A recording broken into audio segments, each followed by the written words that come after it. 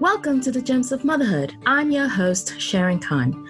I'm here to connect you with some amazing gems of mothers from all walks of life. Each week, you'll hear interviews as well as resources and actionable tips that you can implement in your daily life to be the best gem God has called you to be. Thanks for walking this journey with me today, and don't forget to subscribe to the show. Now let's get into episode 12 with Vivian Malbuni. For me, it's been a journey to try to learn to celebrate, because for the longest time growing up in a majority white culture, I just tried to fit in and I tried to push down the Asian part of me instead of celebrate that part. And it's not until later on that I realized that it was not an accident that God created me the way He created me. Today, we're going to be talking about cultivating different cultures with Vivian Malbuni. Vivian Malbuni is an author and speaker. She has served on staff with Crew for 31 years, raising up the next generation of leaders. Her first book, Warrior in Pink, shares her journey through breast cancer as a young mother. In Open Hands, Willing Hearts, Viv teaches how to say yes to God despite challenging circumstances.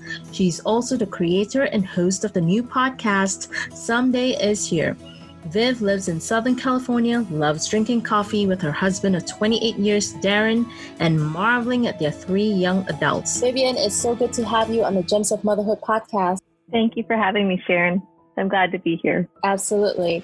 Now, Vivian, I love that you emphasize in your bio that you're an Asian American Christian woman. You know, I've looked through, it's so hard to find, an Asian American Christian woman. And so I thought that was so interesting and just such a celebratory for an Asian woman to even include that in your bio. You have 3 children and they're all mixed children. As an Asian American mother, how did you share your culture and values with your children? Well, my background, I am ethnically Chinese. My parents were both born in China, and then when the Japanese invaded China, they fled to Taiwan, and then they ended up meeting and marrying in Hawaii. And then they got their graduate degrees there and went on to work on their PhDs in Wisconsin, which was where I was born. So that's kind of my background. Now, my husband, Darren, like Mabuni, the last name is Okinawan, so Okinawan Japanese. So he's half Okinawan Japanese, and then he's a quarter Portuguese and a quarter native Hawaiian. So he was born and raised in Hawaii, where it's majority Asian and a lot of mixed Asian kids there. So that's where he grew up. But he grew up in Hilo, Hawaii, which is predominantly Japanese. Okay.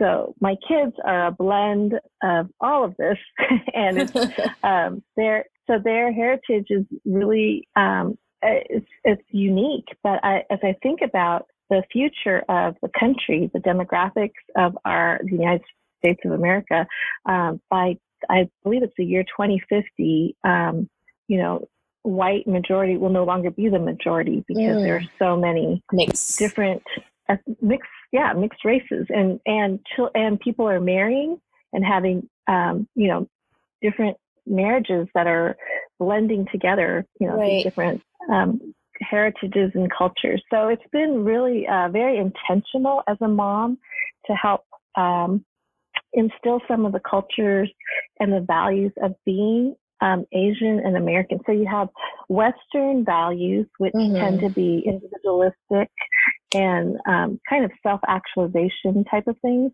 But then you have Eastern values, which are more collective and more of an honoring of hierarchy or, the elderly. There's just those things. So we're trying to always bring both to them and help them to navigate that and to highlight those things as much as we can to help them to really embrace and celebrate their heritage. That's awesome. I discussed this with my husband a while back. We were talking about the Asian culture and the American culture. Earlier, you mentioned about how, in the Asian culture is very hierarchical, and it's a little bit different in the American culture. As we're talking about Christian values, I shared with him, I said, do you think it's easier for Asians to be obedient to God because of the hierarchical values that we practice? Right. What do you think about that? That's a really great question, because as I've been doing I'm working on my master's degree at Talbot Seminary on Bible exposition. And the more that I'm studying the history of the Bible, even the authors, all the people who wrote the Bible came from an Eastern culture.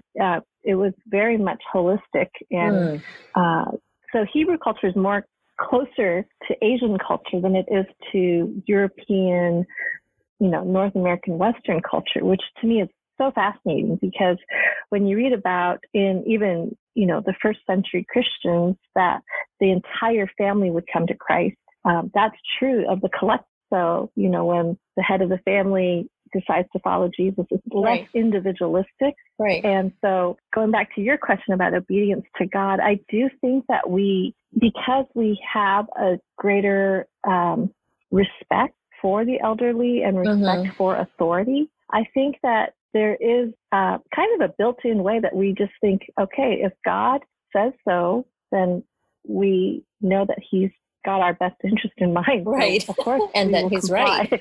So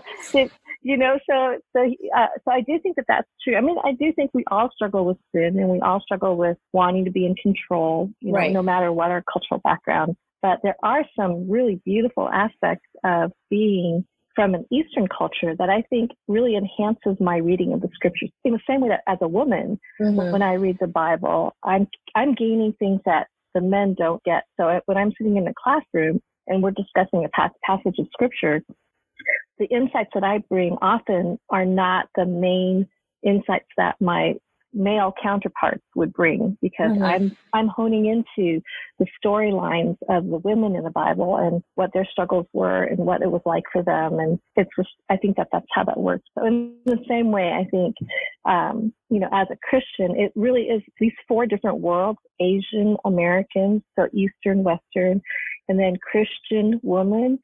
All four have clashing value systems sometimes. And so it really is a challenge to kind of navigate and seek to celebrate all of those aspects of how God made me. Yeah, and that's just amazing, right? Now, as we talk about that, how did you share your culture and values with your children? Well, I think a lot of the values and culture that I have been, I guess, let me go back. I think for me, it's been a journey to try to learn to celebrate, because for the longest time growing up in the majority white culture, I just tried to fit in, and I tried to push down the Asian part of me instead of celebrate that part. And it's not until later on that I realized that it was not an accident that God created me the way he created me. And when we read about in Revelation, where every tongue, tribe, and nation will be represented at the throne of God, one day in heaven, I realized that I will still be Asian in heaven. Like, it doesn't mean that we all become different. We all become the same in heaven. We actually know we bring all of who we are. And so that God did not make a mistake when he created me as an Asian American woman.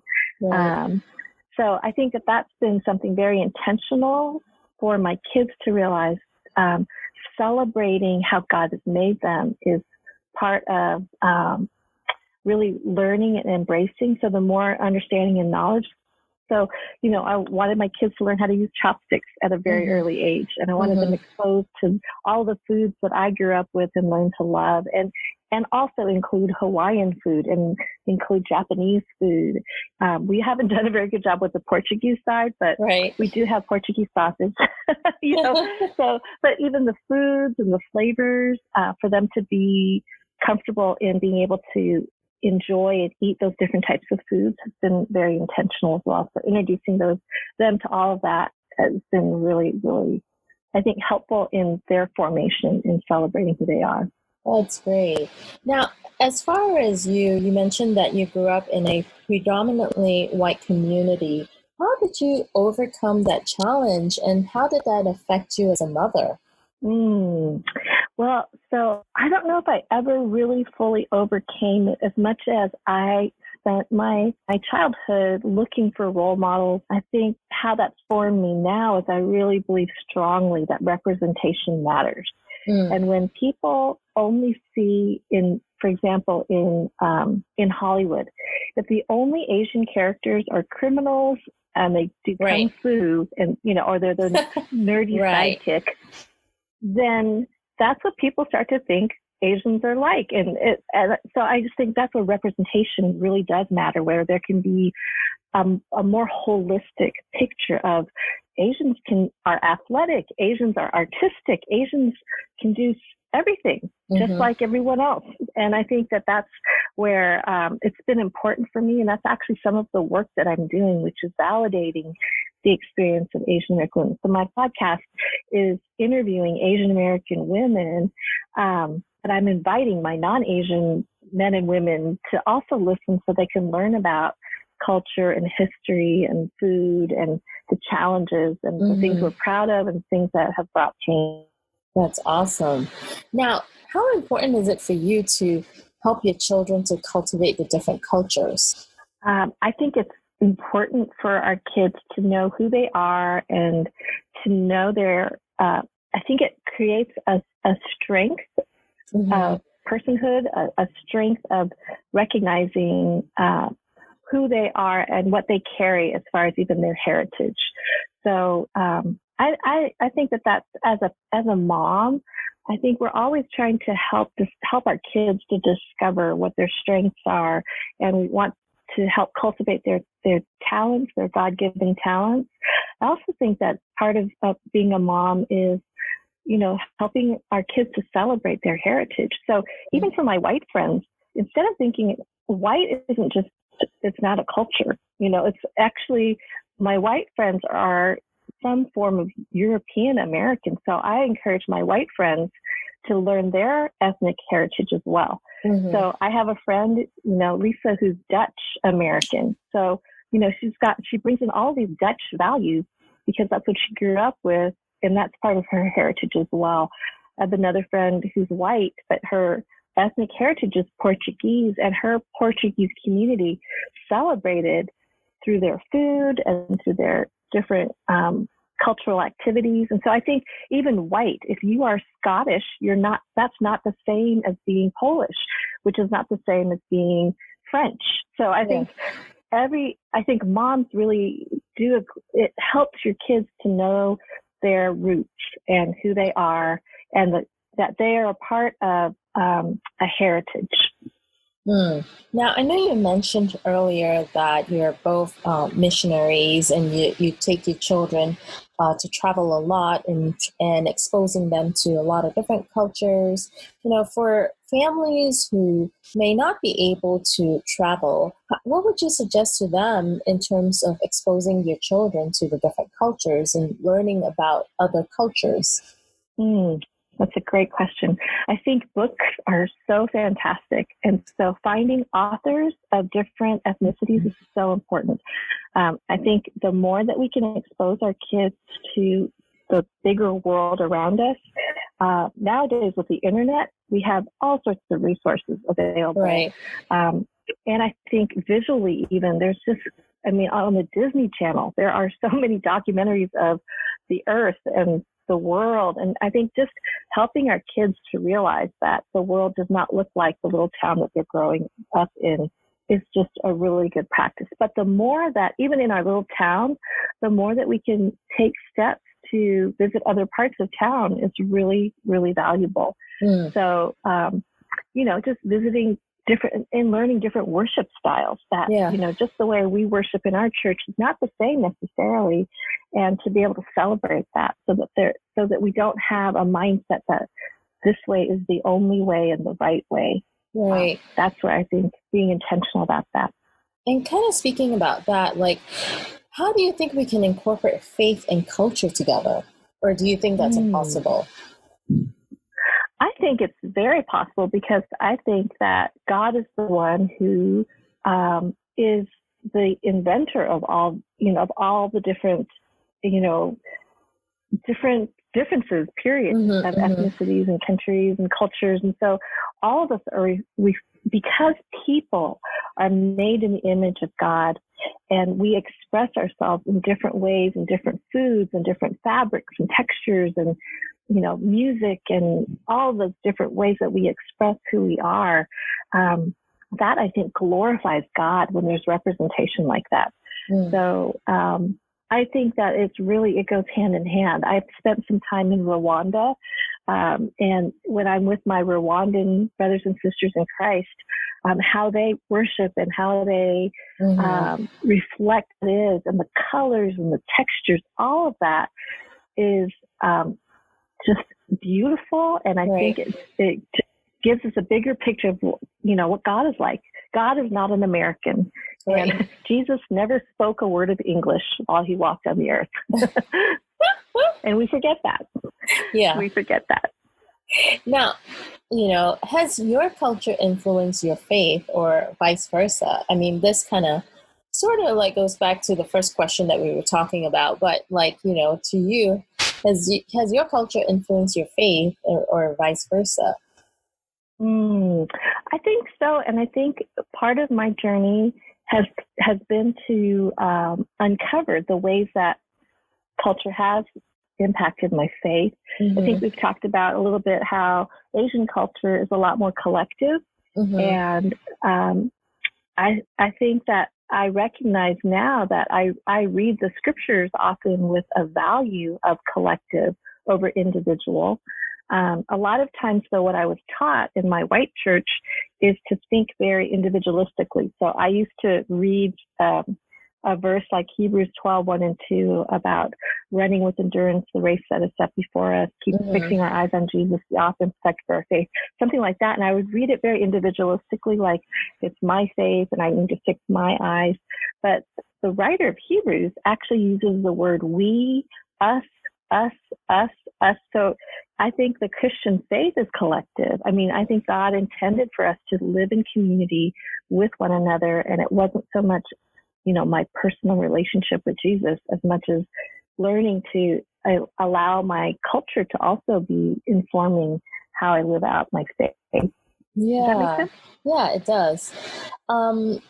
In terms of exposing your children to different cultures, and did you have any challenges along the way? And if you did, what were some of the challenges? I think the challenges sometimes is accessibility, or it's just easy to kind of, life gets kind of busy. So in order to be able to kind of disciple our kids in that way, same way we would disciple our kids in our relationship with the Lord, discipling them in celebrating their ethnic heritage, I think it really requires intentionality. And so for me, for a long time, like Chinese New Year is a really big deal in Chinese cultures. Yeah. And I haven't done a very good job of helping to train them to understand like the red envelope and who gives money to who, and just some of those things, which I feel like, this is a part of their heritage. Like in Japanese culture, Boys' Day and Girls' Day is really important.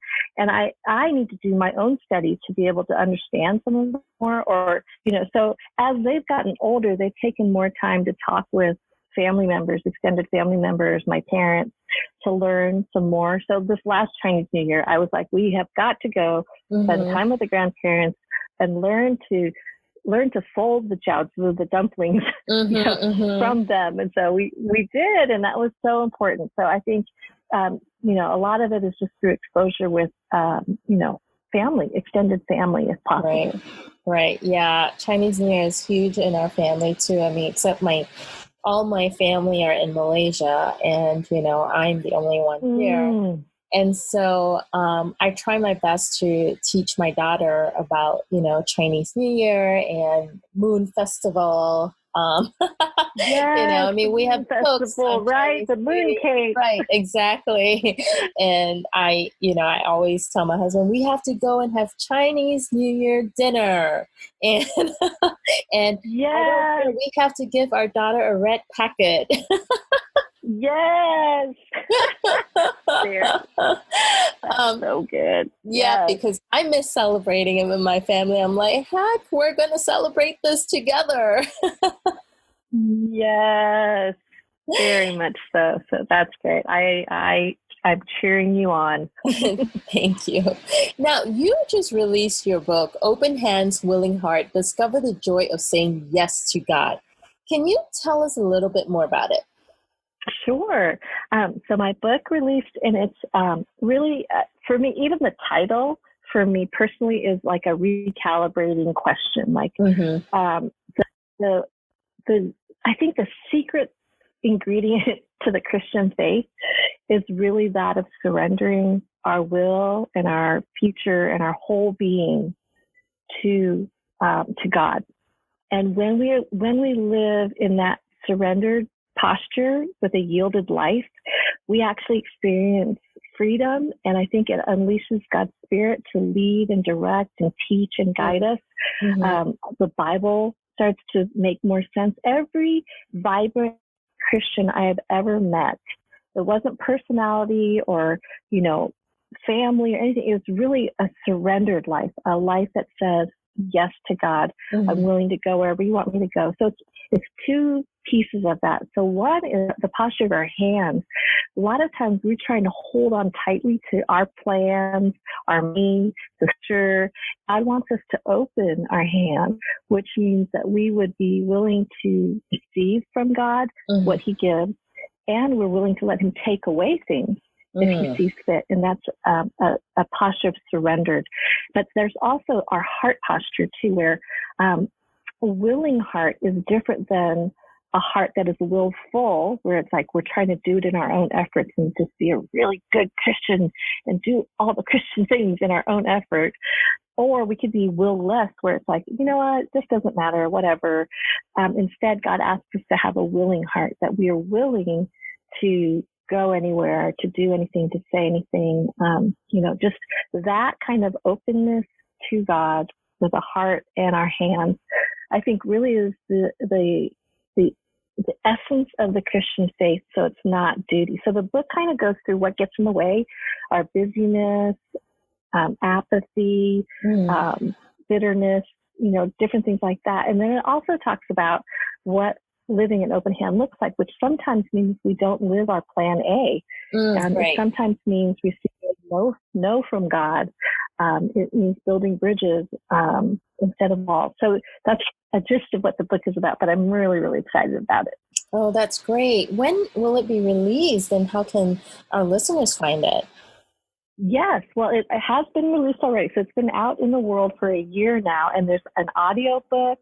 There's awesome. Actually a 5-day, there's a 5-day YouVersion Bible study that I wrote for YouVersion that's there. It's one of the plans. And so it's already out there. So you can find it at Barnes & Noble, Amazon, anywhere online. It's out there already. So, yeah. That's great. Now, going back to our topic of cultivating different cultures, what are some actionable tips would you suggest for moms who would like to help their children to cultivate the culture of their ancestors, and for them to help raise up the next generation of leaders to influence the world? Yes. Well, I would say that for your listeners, if you come from all of us come from different ethnic communities. So as a mom, if your ethnic heritage is English and Dutch, take some time and learn about some of the history and the heritage and the foods that come from those different countries of origin. I think that would be something for all of us to do. So, as you are doing with your daughter, celebrating Chinese New Year, just trying to, do some research and learn even from the heritage. My friends who are Black, they have such a rich history, and the food, like soul food, like how to make it, how to celebrate the parts of our culture that really kind of form how we view ourselves and how we connect with others even. So I would say as a mom, we have a great responsibility and privilege to be able to pass along these things to the next generation. So foods and customs, all of those things, I think we kind of steer that in our home, because we're the ones usually cooking the food, and we're the ones usually, helping to set the tone that way. So I would just encourage moms to take the time to do that and to celebrate. Awesome. Now, is there anything else you would like to share with other gems of mothers out there? Oh, yes. Well, there's a few gems. One is that we don't, I have a handful of gems. I'm sure you do.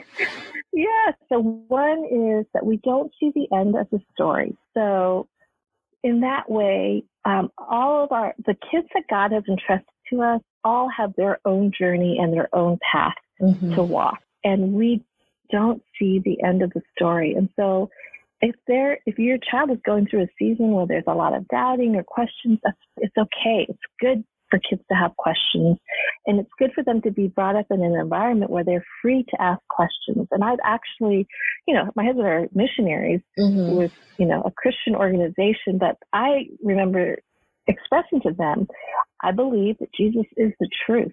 But you are welcome to explore the other religions as well, and ask questions, because I believe that if you are sincere about seeking the truth, you will come back to Jesus. And I love you no matter what. You can look into these other religions. You have, my blessing in that, because I really feel that strongly in my belief. So I think sometimes mothers feel a lot of guilt when their kids are going down a different path than they might want. And I just think, they are on their own journey in the same way that we are on our own journey. So that would be one of the pieces of advice I would give to moms. And I would say just keep the long range view in mind. Sometimes we are so quick to want our kids to just obey for the sake of just saving time. Right. Like, just do what I say. Clean up now. Clean up now. And there's definitely, I have to say, there definitely is a place for training them, to do those things. But I also think, though, that the communication and the relationship and the establishing of relationship really does take time, and it does take slowing down.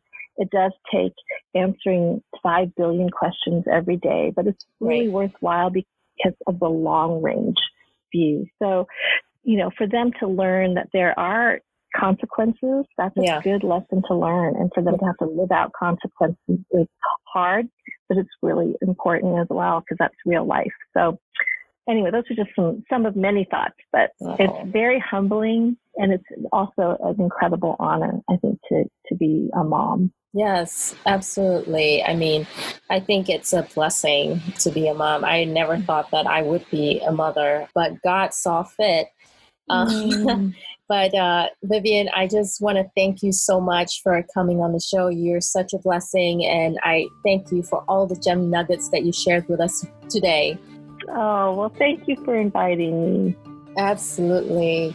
I hope you enjoyed this episode of Gems of Motherhood podcast. If you're wanting to connect with more amazing gems of mothers and more resources, head over to gemsofmotherhood.com, where you can subscribe to the show. That's where you'll find show notes with actionable tips and any links mentioned by our guest. Most importantly, I hope you will find inspiration and learn to cultivate your own journey.